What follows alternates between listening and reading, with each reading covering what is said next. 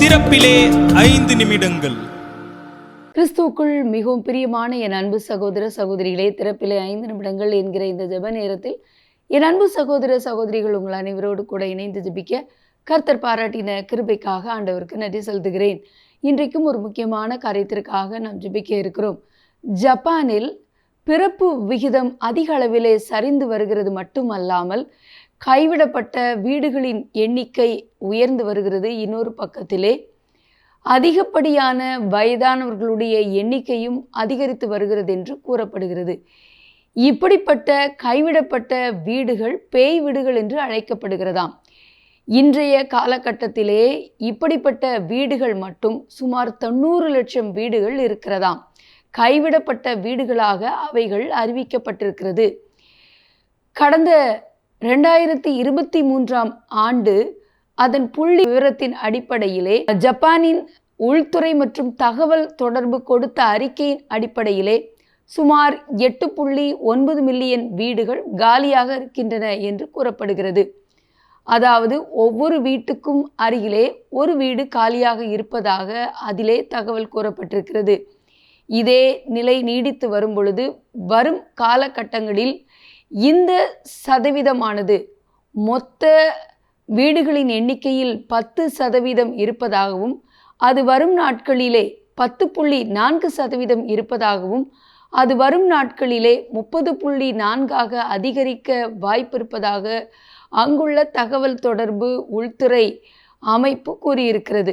இப்படிப்பட்ட சூழ்நிலை மாற வேண்டும். பிறப்பு விகிதத்தை குறைக்கும்படி சாத்தான் செய்கிற தந்திரமான திட்டங்கள் நிர்மூலமாக்கப்பட வேண்டும். ஏனென்றால் சந்ததி ஆசீர்வாதத்தை கர்த்தர் கொடுத்திருக்கிறார். பக்தியுள்ள சந்ததியை உருவாக்கத்தான் ஆண்டவர் ஒரு துணையை ஏற்படுத்தினார் என்று வேதம் சொல்லுகிறது.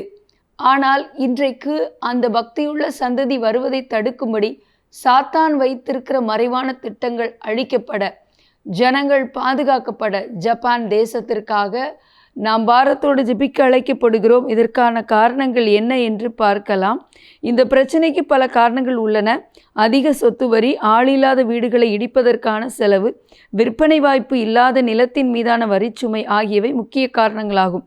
மேலும் ஏப்ரல் 2024 வரை இருந்த சிக்கலான நில நிர்வாக விதிமுறைகள் வாரிசுதாரர் தனது சொத்தை கைவிட்டுவிட்டு தலைமறைவாக அனுமதித்தன. டோக்கியோவின் சில பகுதிகளில் அதிகாரிகள் குழுவினர் சைக்கிள்களில் சென்று புதர் மண்டி இருக்கும் தோட்டங்கள், உடைந்த ஜன்னல்கள் போன்றவற்றை கவனித்து வருகின்றனர். அதிகாரிகள் கூறுகையில் கைவிடப்பட்ட கட்டிடத்தால் பாதிக்கப்பட்ட குடியிருப்பாளர்களிடமிருந்து புகார் வந்தால் அதன் உரிமையாளர் அல்லது வாரிசை கண்டுபிடிக்க முயற்சி செய்கிறோம் என்றார். என் அன்பு தேவனுடைய பிள்ளைகளே, இதற்காக பாரத்தோடு ஜெபிக்க அழைக்கப்படுகிறோம். வரும் நாட்களிலே இந்த சூழ்நிலை மாற வேண்டும். கைவிடப்பட்ட வீடுகளிலே அநேக ஆயிரக்கணக்கான லட்சக்கணக்கான முதியவர்கள் காணப்படுகிறார்கள் என்றும் கூறப்படுகிறது. ஆகவே இப்படிப்பட்ட காரியங்கள் தடுக்கப்பட, பிறப்பு சகிதம் சரி செய்யப்பட, ஆண்டவர் கொடுக்கிற சந்ததி ஆசீர்வாதம் உண்டாக ஜெபிக்க போகிறோம். ஜெபிக்கலாமா? எங்கள் அன்பின் பரலோக பிதாவே, ஆசீர்வதிக்கப்பட்ட நாளின் காலை விளைக்காக நன்றியோடு துதிக்கிறோம், ஸ்தோத்திரிக்கிறோம். ஜப்பானிலே கைவிடப்பட்ட நகரங்களாக அறிவிக்கப்பட்டு அதிக அளவிலே அதிலே ஆண்டவரே லட்சக்கணக்கான வீடுகள் இருக்கிறது என்றும், இன்றைய காலகட்டத்தில் 90 லட்சம் வீடுகள் அப்படி இருக்கிறது என்றும், வயதானவருடைய எண்ணிக்கை அதிகரிக்கிறது என்றும் கூறப்படுகிறதப்பா. இந்த சூழ்நிலை மாற ஜெபிக்கிறோம். கைவிடப்பட்ட வீடுகள் ஆண்டவரே பேய் வீடுகள் சாத்தானுடைய குடியிருப்பாக அறிவிக்கப்பட்டிருக்கிறது.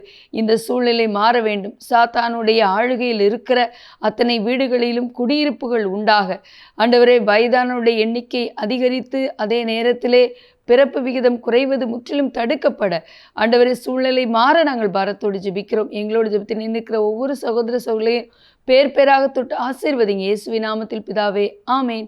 தொடர்ந்து ஜெபியுங்கள். கர்த்தர் தாமே உங்களை ஆசீர்வதிப்பாராக. ஆமேன்.